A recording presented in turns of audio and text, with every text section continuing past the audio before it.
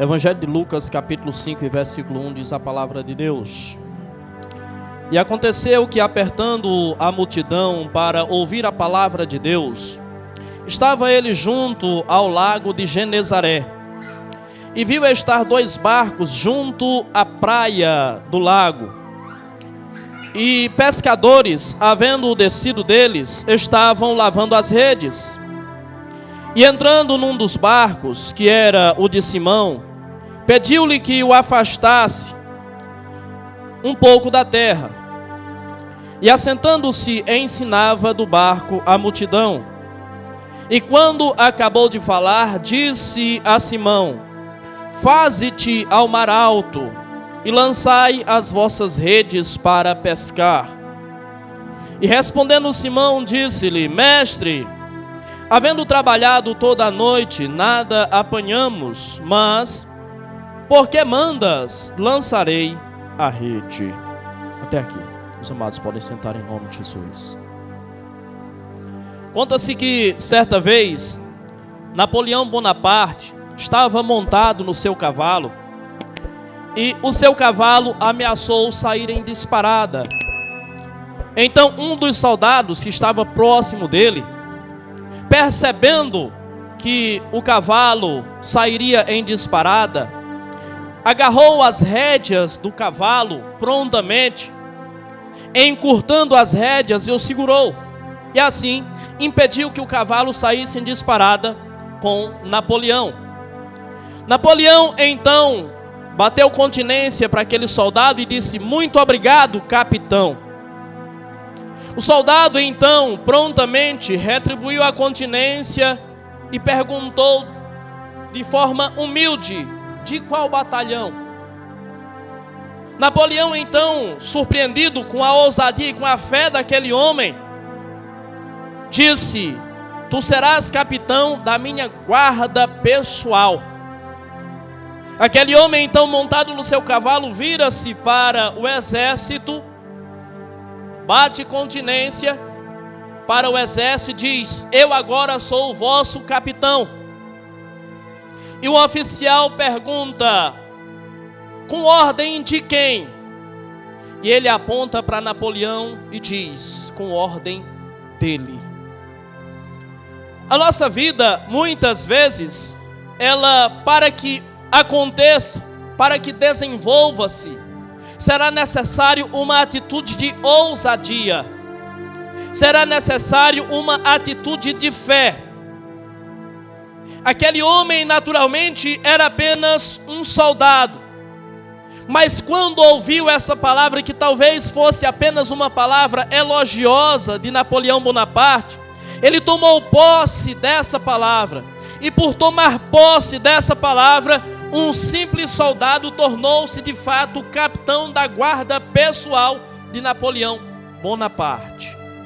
Então a nossa vida muitas vezes necessita de ousadia, necessita de posicionamento, necessita de atitude, necessita de exercermos, de exercitarmos a nossa fé. Deus diz na sua palavra: Eis que pus diante de vós uma porta aberta, a qual ninguém pode fechar. Ora, a porta quem abre é Deus, mas nós é que precisamos passar por ela.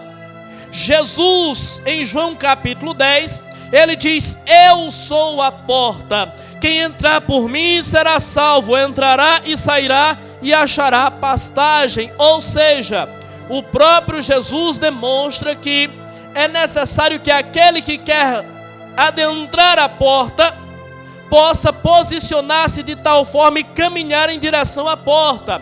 Do contrário, não adianta a porta estar aberta diante de você. Se você não caminhar para atravessar a porta, a sua vida continua exatamente a mesma. Deus exige de nós, em muitos momentos, posicionamento de fé, atitude. A Bíblia nos narra o evento que é conhecido por nós como a pesca maravilhosa. Jesus, pela manhã cedo, vai até a praia do lago de Genezaré.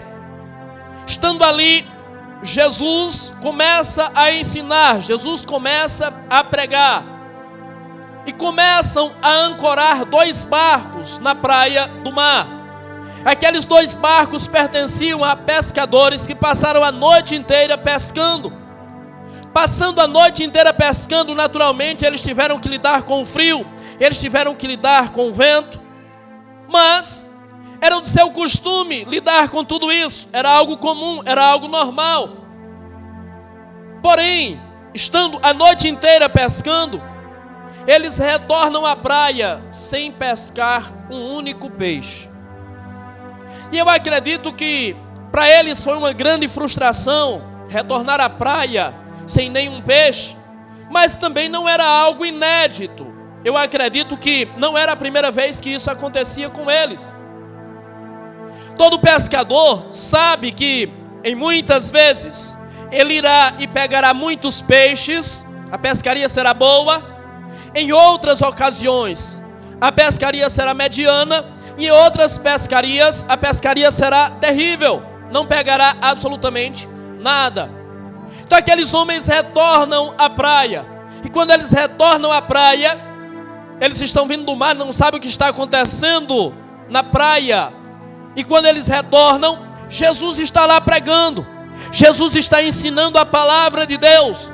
E enquanto Jesus está ensinando a palavra de Deus, talvez, como alguns pregadores que nós vemos na rua, talvez uma pessoa parou para ouvir Jesus, na sequência mais uma pessoa, e mais uma, e mais outra, e mais outra, e aquela multidão foi crescendo, e as pessoas se aproximavam de Jesus, e o texto diz que a multidão apertava Jesus. Mas apertava Jesus para quê? Apertava Jesus com que intento? Com que propósito? A Bíblia Sagrada diz que a multidão apertava Jesus para ouvir a palavra de Deus. Aquela multidão não apertava Jesus para receber de Jesus carro, para receber de Jesus casa, para receber de Jesus dinheiro, para receber de Jesus solução de problemas. A única coisa que eles queriam era ouvir a palavra de Deus. Será que nós vivemos ainda em uma geração que ainda tem sede da palavra de Deus?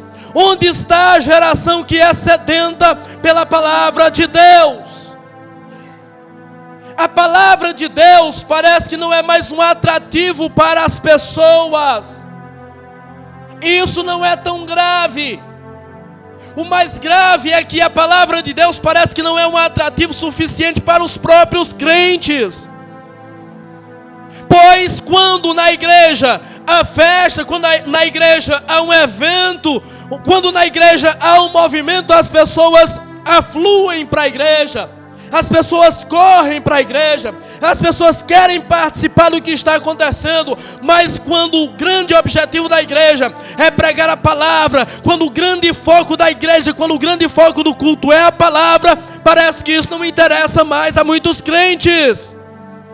Onde está a geração que ainda ama a palavra de Deus? Onde está o povo que é sedento por aprender, é sedento por conhecer a santa e poderosa palavra de Deus? Quando lemos a Santa Escritura, percebemos algumas verdades que muitas vezes são expostas diante de nós, mas são expostas diante de nós para também nos expor publicamente, para mostrar a nossa realidade, para mostrar quem somos, para mostrar qual é a nossa disposição, para mostrar qual é a nossa conduta, para mostrar quais são os nossos interesses, para mostrar a que nós buscamos e para que nós buscamos. A Bíblia Sagrada diz que 2 barcos afluem para a praia, para a areia, e Jesus, olhando para aqueles 2 barcos, apertado pela multidão, Jesus então escolhe um barco. Não dá para Jesus subir nos 2 barcos ao mesmo tempo. Jesus escolhe um barco. E esse barco que Jesus escolhe é o barco de Simão Pedro. Será que Jesus escolheu de forma aleatória? Por que Jesus escolheu o barco de Simão Pedro? Por que Jesus foi exatamente no barco de Simão Pedro? Eu não sei quem eram os outros componentes do outro barco. Mas eu tenho certeza que se Jesus foi até o barco de Simão Pedro, é porque Jesus viu nele uma predisposição em ouvi-lo. Jesus viu algo diferente em Simão Pedro. Simão demonstrou de alguma forma algum interesse por ouvir Jesus. E tanto é verdade que quando Jesus vai até o seu barco, ele não nega o barco a Jesus. Ele oferece o barco a Jesus, ele entrega o barco a Jesus, ele disponibiliza o barco a Jesus. Por que Jesus escolheu exatamente o barco de Simão Pedro? Sabe por quê? Porque Jesus não joga para perder. Jesus não fala com quem não quer ouvi-lo. Jesus não joga para perder. Jesus não fala com quem não quer ouvi-lo. Eu não sei se você já teve a experiência de conversando com alguém, essa pessoa dizer para você: fui na igreja, mas Deus não falou nada comigo. Fui na igreja, mas não aconteceu nada. Jesus não fala com quem não quer ouvi-lo, mas quem vem aqui para ouvir a sua voz, eu tenho certeza que ouviu desde o primeiro louvor e ouvirá até o amém, o último amém do culto. Se você não ouve, é porque você não quer ouvi-lo, porque a sua palavra está sendo anunciada, a sua palavra está sendo pregada, o seu santo evangelho está sendo exposto diante de você, o seu santo evangelho está sendo lançado como uma flecha para atingir o seu coração, para mudar a sua vida. Se você não ouviu ainda, se você não está ouvindo Ele falar com você, se Ele não está falando com você, é porque você não quer ouvi-lo, é porque os seus ouvidos não estão abertos para ouvir a sua voz. Quando nós não ouvimos, o problema não está nele, o problema está em nós. É a nossa predisposição que não está à disposição dele. Não estamos dispostos a ouvi-lo. Não estamos dispostos a receber aquilo que ele quer falar. Muitas vezes, quando vimos a igreja, nós estamos dispostos a receber dele aquilo que nós queremos.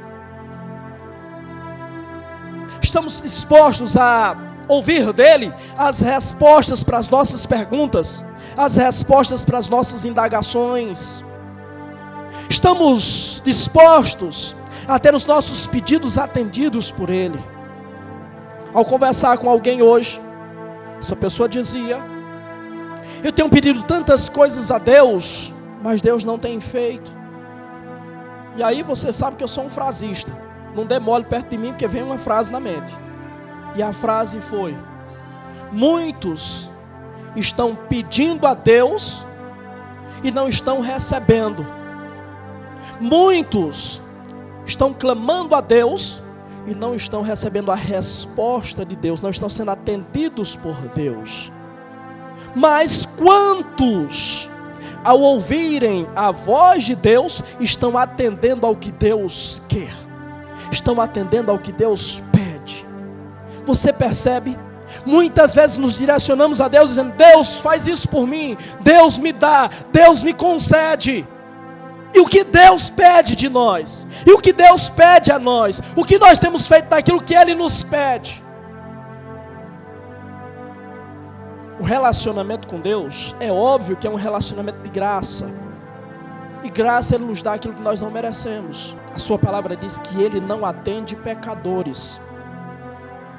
Enquanto nós não estivermos dispostos a atentar para a sua voz, a atentar para a sua vontade, Ele não atentará para nós.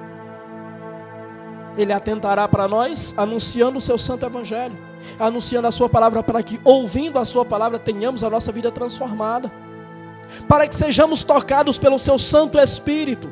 Do contrário, não. Deus não é o nosso funcionário, Deus não é o nosso empregado. Quando aqueles homens retornam para a praia, a Bíblia diz que eles haviam desembarcado, estavam lavando as redes, ou seja, eles se aproximaram a tal ponto da areia que desceram do barco, ou dos barcos, estavam lavando as redes, talvez tirando a lama das redes, talvez tirando alguns galhos que estavam enroscados na rede. E quando Jesus direciona a eles a sua voz, quando Jesus pede espaço no seu barco, Jesus está dizendo para eles: a pescaria ainda não acabou, ainda não é o fim. E talvez essa palavra vá de encontro a pessoas que estão desesperançosas, a pessoas que estão desanimadas, a pessoas que estão frustradas. E Ele está dizendo para você: ainda não acabou, ainda não é o fim. Apenas ouça o que eu tenho a falar para você. Apenas ouça a minha voz, apenas ouça a minha palavra. Ainda não é o fim. Ele pede espaço no barco de Pedro e é concedido a Jesus o poder, a oportunidade de subir ao barco de Pedro.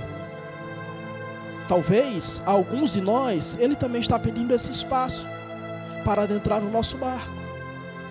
E quando Ele entra no barco para mudar toda a situação. Ele entra no barco para mudar toda a história. Ele entra no barco para mudar completamente a nossa vida. Quando Jesus entra no barco de alguém, Jesus faz isso para transformar. Jesus faz isso para mudar. Talvez você diga: pastor, mas eu estou caminhando com Jesus e as coisas não estão fluindo muito bem para mim. As coisas não estão como eu gostaria que estivessem. Então, que transformação é essa? A transformação que Ele opera em nós, ela começa no interior, para depois se exteriorizar. Nós estamos querendo ver mudança exterior. Não, começa de dentro, começa em nós. Começa mudando a nossa visão, começa mudando as nossas perspectivas. Quando Ele transforma a nossa mentalidade, parte das coisas exteriores são transformadas. Por quê? Porque aquilo que nos afetava não nos afeta mais. Aquilo que tirava a nossa paz não tira mais. Aquilo que nos deixava desesperados não nos deixa mais. A mente mudou. Quando a mente muda, as prioridades mudam. Então, quando Ele entra no barco de alguém, Ele entra para transformar, Ele entra para mudar, Ele entra para restaurar, sem sombra de dúvidas. Mas como é que Ele faz isso? A primeira coisa que Ele faz é trazer uma palavra de confronto, para implementar em nós uma palavra de conflito. Ele ministra na nossa vida uma palavra de confronto. Por quê? Porque se a nossa vida está de determinada forma e não está bom, é necessário um confronto da palavra de Deus para que ela seja modificada. E em sendo modificada, então poderá ser que ela fique do jeito que eu gostaria que ela fosse. Mas ela precisa começar ficando do jeito que Deus gostaria que ela fosse. A primeira vontade que tem que ser saciada, tem que ser atendida, não é a minha, é a dele.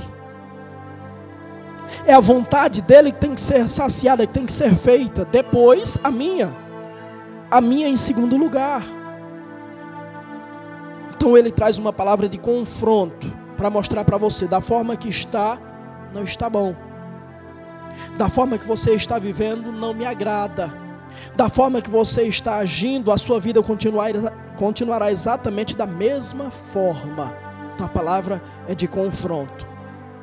Pedro passou a noite inteira pescando, não pegou nada. Agora chega Jesus e dá a ele uma palavra: lança a rede. Uma palavra de confronto. Pedro poderia retrucar a palavra. Pedro poderia se negar: eu sou um pescador experiente, eu sei o que é pescaria, eu sei quando o mar está para peixe. Esse homem que nunca pegou um peixe na vida, agora vem me ensinar como é que faz para pescar? Palavra de confronto.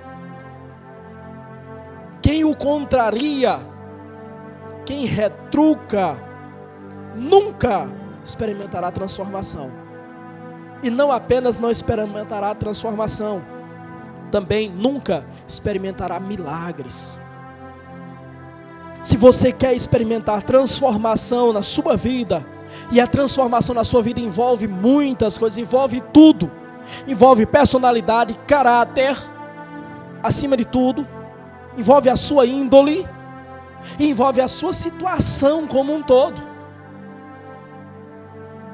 Para que você experimente essa transformação, é necessário primeiro receber a sua palavra de confronto e não confrontá-lo de volta. Apenas obedecer, apenas se submeter àquilo que ele está falando. Muitas pessoas estão deixando de viver o algo extraordinário de Deus, porque querem brigar com Deus, porque querem conflitar com Deus. Quem pode vencê-lo? Quem pode desafiá-lo e continuar de pé? Não desafie. Se ele tem falado com você, então ouça, simplesmente ouça, em nome do Senhor Jesus Cristo. Pastor, mas o que Deus está pedindo para mim é algo muito desafiador. Faça. Ele nunca vai pedir para você algo que não exija um esforço de você.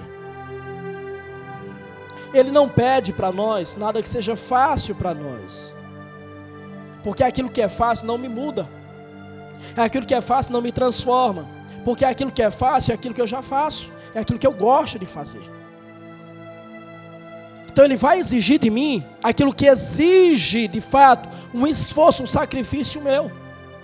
É liberar um perdão para uma pessoa que me ofendeu, é se aproximar de alguém que não gosta de mim, é como ele disse, orar por quem me persegue, é amar o meu inimigo. Ele nunca vai pedir algo fácil, porque por nós, ele fez aquilo que era mais difícil. Se ele fez o que era mais difícil, então é justo que ele exija de nós aquilo que é mais difícil também. Pedro deu a ele espaço no seu barco, e a partir do seu barco, ele direciona a palavra a Pedro, mas também à multidão. E o barco de Pedro transforma-se no palco, na plataforma, de onde Jesus começa a falar com a multidão. Esse barco representa a sua vida, esse barco representa a minha vida. E a pergunta que eu faço é: o seu barco tem sido uma plataforma para que através dele Jesus comunique a palavra de Deus às multidões? Pastor, não entendi. Eu desenho para você, não tem problema. A sua vida tem sido, ou tem tido, ou tem demonstrado testemunho de que Jesus está nela? Você tem comunicado a palavra de Deus através da sua vida?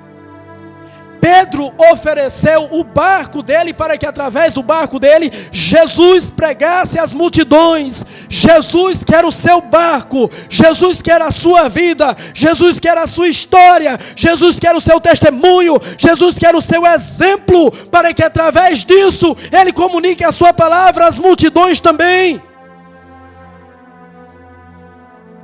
Será que nós paramos para olhar para esses pequenos detalhes, para entender o porquê Jesus olha para Pedro e diz: tu és Pedro, e sobre esta pedra edificarei a minha igreja? Será que muitas vezes paramos para tentar pelo menos entender por que homens como Pedro e tantos outros tiveram tanto destaque, tiveram tanta importância? Será que foi por acaso? Ou será que é porque Jesus foi com a cara deles? Não. É porque houve neles predisposição, perfeição não, mas predisposição, disponibilidade, vida, testemunho, luta para ser uma pessoa melhor, luta para atender os requisitos estabelecidos por ele, luta para poder honrar o seu nome. Por que muitos de nós continuamos na mesma, não avançamos? Por mais que frequentemos a igreja, por mais que anos avancem na nossa caminhada cristã, a nossa vida não muda, porque não há em nós essa disponibilidade, essa disposição, para que através da nossa vida Jesus comunique salvação a outras pessoas. Quando as pessoas olham para nós, olham para a nossa conduta, as pessoas reconhecem Jesus, reconhecem o poder de Jesus, sentem o desejo de servir a esse Jesus também? ou a olhar para nós, para a nossa conduta, para o nosso exemplo, as pessoas dizem, como é tão comum nós ouvirmos: para ser crente igual fulano, eu não quero. E aí, nós estamos prestando um desserviço ao reino de Deus. Pedro emprestou seu barco a Jesus, e a partir do barco de Pedro, Jesus começou a pregar às multidões. A sua vida precisa ser o púlpito onde Jesus prega a palavra de Deus às multidões. Nós muitas vezes, ao olharmos para esse texto, nós atentamos para o milagre, nós atentamos para a pesca, mas não percebemos o que foi necessário acontecer para que a pesca se realizasse. Antes que o milagre acontecesse, o que necessário foi acontecer? A Bíblia diz que Jesus entrou no barco. Primeira coisa, para o milagre acontecer, Jesus precisou entrar no barco. Mas quando Jesus entra no barco, Jesus diz: leva o barco um pouquinho para longe. Então Jesus entrou no barco. A segunda coisa, Jesus andou no barco. Depois que o barco se afasta um pouco da margem, Jesus começa a pregar. Então, para que o milagre, antes que o milagre acontecesse, Jesus entrou no barco, Jesus andou no barco e Jesus pregou no barco. Entrou, andou e pregou. Você percebe o processo, você percebe a cadeia de fatos, a cadeia de eventos que foi necessário acontecer para que o milagre se realizasse? E nós muitas vezes estamos querendo que Ele faça as coisas repentinamente. Nós muitas vezes estamos querendo que Ele faça para nós, faça em nossa vida as coisas que nós queremos de cara, e não respeitamos o processo. Não vai acontecer. Infelizmente não vai acontecer. É preciso passar pelo processo. E quem não está disposto a passar pelo processo também não viverá os milagres. Vai pedir, vai clamar, vai implorar e não vai receber os milagres. É preciso passar pelo processo, senão não haverá milagre algum. Depois que ele entra no barco, ele anda no barco e ele prega no barco, vem a palavra para desafiar a fé de Pedro. Sempre haverá um desafio para nós. Por quê? Porque a nossa vida precisa ter metas para que essas metas sejam superadas. Os desafios são para o nosso crescimento, para a nossa evolução espiritual. Não apenas espiritual, mas em especial espiritual. A atingir um nível e depois ultrapassar esse nível. O cenário está montado, ele já entrou no barco, ele já andou no barco, ele já pregou a palavra. Agora vem a palavra para desafiar a fé de Pedro. Lança a rede. Lançai as redes. A palavra para desafiar. E Pedro agora, diante da palavra do desafio, ele pode obedecer como ele fez, ou ele pode ignorar. Diante da palavra de desafio, Jesus vai dizer para você: se você não fizer, nada vai acontecer. Se você não demonstrar a sua fé, infelizmente, você continuará da mesma forma. Ele disse para Pedro: lança a rede. Tem muita gente querendo pegar peixe sem lançar rede. Sem lançar rede não vai pegar nada não. Quer pegar peixe? Lança a rede. Quer pegar um emprego? Coloca currículo, se qualifica. Você está entendendo o que Deus está falando para você? Quer alcançar vitória em algum aspecto da sua vida, em alguma área da sua vida? Lança a rede, atitude, haja. Se você não agir, nada vai acontecer. E a palavra que desafia a sua fé. E nós precisamos provar a nossa fé através dos desafios que Ele nos impõe. Quando Jesus libera essa palavra para Pedro, lança a rede. Eu pergunto a você: a quem a pesca iria beneficiar? A Jesus? Não. Quem era que vivia da pesca? Pedro. Então, a pescaria iria beneficiar Pedro. Não era Jesus. O que nós não entendemos muitas vezes é o que nós fazemos não vai beneficiar Jesus. Aquilo que Ele nos manda fazer e nós fazemos é para o nosso próprio benefício. Você pensa que quando está trabalhando no reino, você está trabalhando para o reino. Não, você está trabalhando para você. Porque Ele não prometeu. A Bíblia Sagrada nos diz, em vários textos, mas em especial, em Apocalipse capítulo 22, versículo 12. Eis que cedo venho, e o meu galardão está na minha mão, para retribuir a cada um segundo as suas obras. O que você está fazendo é por você. É para você. É para o teu benefício. Não é para ele, não. Porque a parte dele ele já fez. A multidão que vai entrar no céu já cumpre ou já dá como realizado o trabalho que ele fez. O que nós fazemos não é em benefício do reino, não é em benefício de Jesus, é no nosso próprio benefício. Se nós entendêssemos isso, nós viveríamos tantas coisas extraordinárias de Deus, não porque faríamos para receber, mas por fazermos, iríamos receber. Lei da semeadura mais uma vez. Eu tenho certeza que você já ouviu falar da história do homem, do pedreiro, que trabalhou por 30 anos em uma empresa.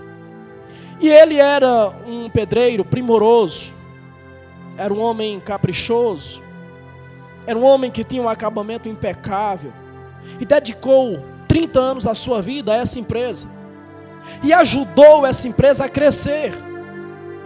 Muitos clientes procuravam essa empresa porque sabiam da qualidade desse pedreiro, sabiam que o acabamento da obra estava garantido, porque ele era primoroso. Passados 30 anos, chegou a hora dele se aposentar. E chegando a hora de se aposentar, o chefe dele chegou até ele e disse: já se passaram 30 anos que você está na nossa empresa, você já trabalhou, já construiu muitas casas pela nossa empresa, chegou a hora de você aposentar-se. Mas eu queria que você fizesse uma última casa. Eu queria que você fizesse uma última obra. E aquele pedreiro, já cansado, já querendo descansar, ficou pensando: poxa vida, eu já dediquei 30 anos da minha vida a essa empresa. Agora é hora de eu me aposentar. E ao invés deles me darem esse descanso, ao invés deles me darem uma retribuição por tudo que eu fiz pela empresa, ele me dá mais serviço, ele me dá mais uma casa para construir.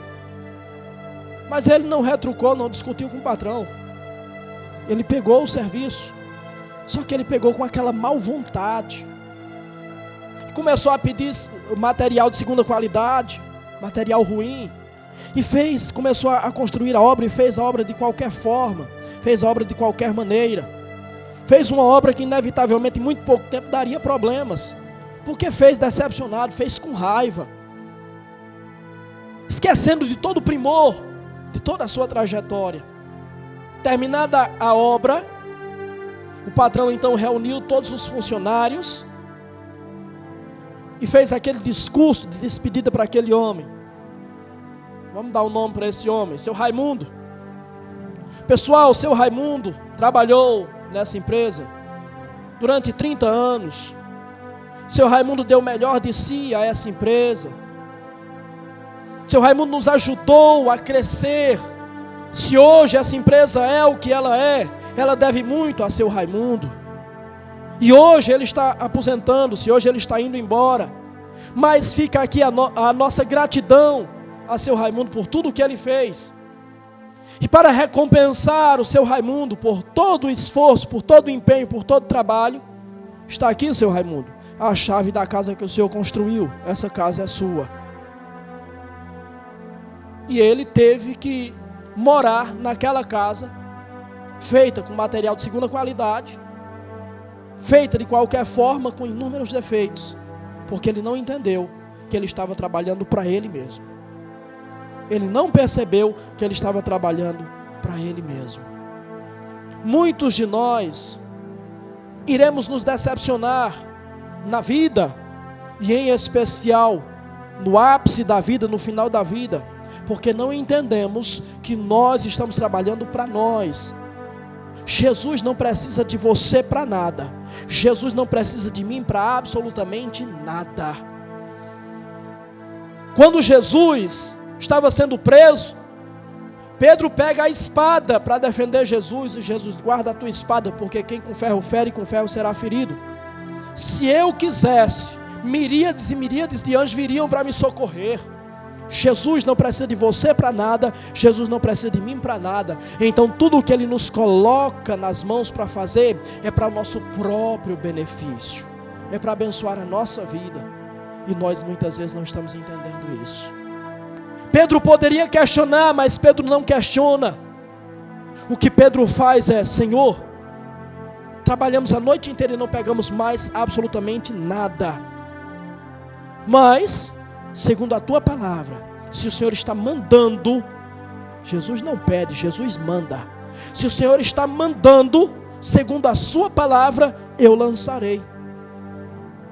E segundo a palavra de Jesus, Pedro lança. Sabe por que Pedro lança? Porque Pedro sabia da noite inteira que ele passou em claro. A noite inteira de sono. A noite inteira joga rede, puxa rede, joga rede, puxa rede. A noite inteira de trabalho, de esforço, e não pegou nada. E quando ele recebe de Jesus a palavra lança a rede, Pedro se lembra de todo o esforço que ele fez.